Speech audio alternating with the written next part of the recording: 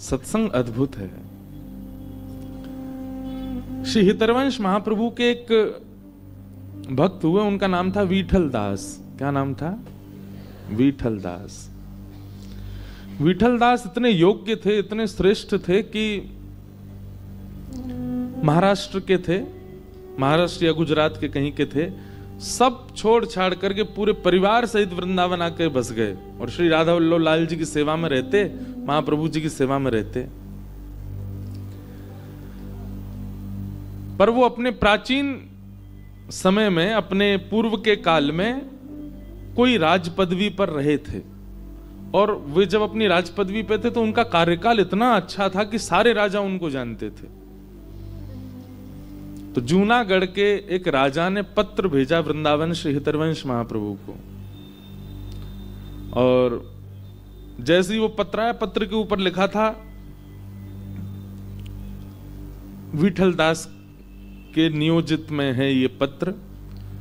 तो जैसे ही पत्र आया तो महाप्रभु जी बैठे थे यमुना जी के तट पर, कुछ वैष्णव बैठे थे, सत्संग चल रहा था और विठल दास जी वहां पर सोहनी कर रहे, सोहनी कहते हैं झाड़ू को, झाड़ू लगा रहे थे। तो महाप्रभु जी ने जैसे पत्र देखा, पत्र देख करके बोले, विठल तुम्हारे लिए पत्र आया है। विठल दास जी बोले, गुरुदेव आपके हाथ में आ गया, अब इसको मैं स्वीकार कैसे करूं, आप ही पढ़ लीजिए क्या लिखा है। तो जूनागढ़ के राजा की मोहर लगी थी, पढ़ा तो उसमें लिखा, आपकी योग्यता श्रेष्ठता जान करके सब राजाओं ने मिलकर के ये मत बनाया कि जूनागढ़ का प्रधानमंत्री श्री विठल दास जी को बनाया जाए। हम चाहते हैं आप इसी वक्त अपने परिवार सहित जूनागढ़ आकर के प्रधानमंत्री की पदवी स्वीकार करो। अब ये बात सुन के कौन प्रसन्न नहीं होगा, लेकिन जैसे ये बात कही गई विठल दास जी मूर्छित हो गए, वहीं मूर्छा आ गई, चरणों में जाकर के गिर गए, बोले भगवान मैं वृंदावन के बगैर एक क्षण नहीं रह सकता, मैं अपने गुरुदेव को देखे बिना, राधा वल्लभ लाल जी के दर्शन के बगैर एक क्षण नहीं रह सकता। हमारे वृंदावन में भोरी सखी उनका एक पद है, ऐसो दुख दीजो हिय माहे, ऐसो दुख दीजो। ये वृंदावन है, यहाँ की रीति उल्टी है, पूरी दुनिया में सुख मांगते हैं ठाकुर जी से, वहां वृंदावन में किशोरी जी से कह रहे हैं हमें दुख दे दो। झोली फैला करके भोरी सखी, नाम सखी है पर थे वो पुरुष ही, तो भोरी सखी किशोरी जी के आगे ऐसे पसार करके कह रही हैं, ऐसो दुख दीजो हिय माहे, ऐसो दुख दीजो हिय। कैसा दुख?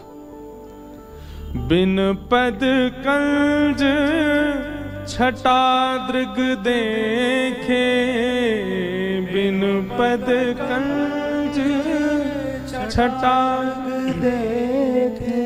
भोरी सखी कह रही हैं, जब तक मैं अपने नेत्रों से आप दोनों युगल को ना देख लूं, कोई सुहावे नहीं,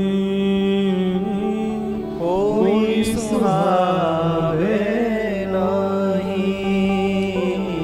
ऐसो दुख दीजो हिय माहे, ऐसो दुख दीजो हिय माहे।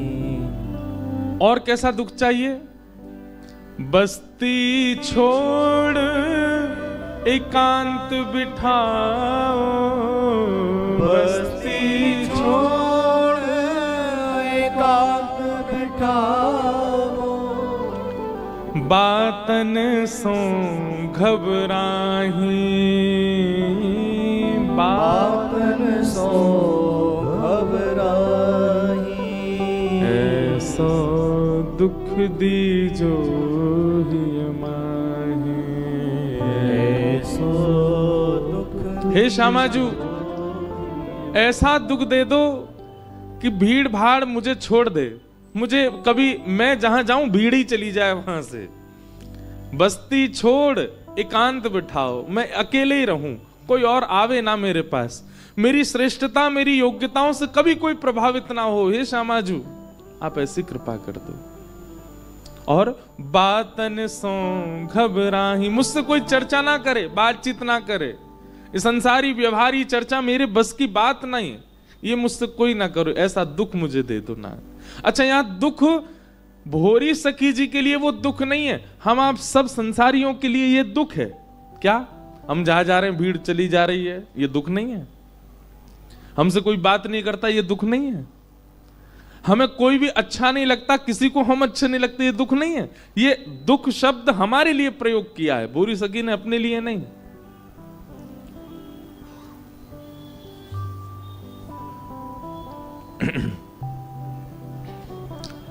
तो श्री विठलदास जी मूर्छित हो गए, बोले मुझे नहीं जाना, मुझे नहीं जाना है। तब हितरवंश महाप्रभु ने कहा, बहुत अच्छी बात, एक बहुत अच्छा सूत्र, बोले जीवन में आने वाले कष्ट को हम ये कह करके सह लेते हैं कि प्रारब्ध है, भोगना तो पड़ेगा, तो जीवन में आने वाले सुख को क्यों त्यागते हैं? जब आने वाले कष्ट को हम भगवत इच्छा मानते हैं तो आने वाले सुख को भी भगवत इच्छा मान करके स्वीकार करना चाहिए। विठलदास, तुम उत्साहित नहीं हो, तुम उछल नहीं रहे हो, पर भगवत इच्छा इसको मानो कि वो चाहते हैं कि तुम उसको प्रधानमंत्री पद को स्वीकार करो। विठलदास जी चरणों में गिर गए, बोले भगवान मैं वृंदावन के बगैर नहीं रह पाऊंगा, इसका क्या करूं मैं? तब हितरवंश महाप्रभु ने सिर पर हाथ फेर दिया, बोले तुम जहां देखोगे वहीं वृंदावन प्रकट हो जाएगा। और वही हुआ, विठलदास जी जहां देखते वहीं कुंज प्रकट हो जाती, जिस नदी को देखते, सरोवर को देखते, वहां यमुना जी प्रकट हो जाती, जिस व्यक्ति को देखते उसी में राधा वल्लभ लाल जी दिखने लग जाते। ऐसी कृपा उन पर हुई, चले गए। पर उनका एक बहुत, उनके चरित्र में एक ऐसी बात आती है कि विठल प्रधानमंत्री बने तो उनको सालाना महीने की एक कुछ सोने की मोहरें मिलती थी। उन मोहरों से वो क्या करते थे? पहले बार जब उनको कुछ मोहरें मिली, उन मोहरों से उन्होंने असंख्य घोड़े खरीदे, और असंख्य घोड़े खरीद करके जूनागढ़ से वृंदावन के बीच में उन घोड़ों को लगा दिया। घोड़ों के ऊपर एक एक व्यक्ति, और उनका काम क्या है? नित्य राधा वल्लभ लाल जी का जो राजभोग लगता है, उस राजभोग को हितरवंश महाप्रभु पाते हैं। फिर महाप्रभु जी के बाद जो प्रसादी बनती है, वृंदावन से जूनागढ़ नित्य पहुंचाने की सेवा लगा दी उन घोड़ों की। और इन्हीं घोड़ों के व्यय में, घोड़ चालकों के व्यय में सारी अपनी दक्षिणा लुटा देते कि नित्य वृंदावन से मुझे केवल मेरा राधा वल्लभ जी का प्रसाद मिले। ऐसे श्री विठलदास। सत्संग आपको ऐसा कर देगा कि आप एक ठौर के हो जाएंगे, और वो ठौर ऐसी होगी कि जिस स्थिति में आने के बाद ना जाने कितने आपसे ही प्रेरणा ले लेंगे। भजन केवल आत्म कल्याण नहीं करता, केवल आपका कल्याण नहीं करता। आप जिस राह से निकलोगे, जिन लोगों के पास जाओगे, जिससे मिलोगे, जिससे बात करोगे, जिसके साथ बैठोगे, उन सबका कल्याण होता चलेगा, केवल आपके भजन से। इसलिए सत्संग बहुत आवश्यक है। और वह सत्संग कथा रूप में जब प्रकट होता है तो इतनी जल्दी उसका समय व्यतीत होता है।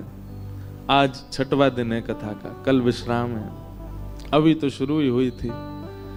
काशी भगवान विश्वनाथ जी के चरणों में अब बढ़ रहा है। और देखना, ऐसे ही आप लोगों को तो शायद हो सकता पता भी चले दिनों का, मेरे लिए तो चुटकी में ये साल भी पूरा हो जाएगा। क्यों? हर दिन कथा है, हर दिन उत्सव है, हर दिन आनंद है। और आनंद के क्षण बहुत जल्दी व्यतीत होते हैं।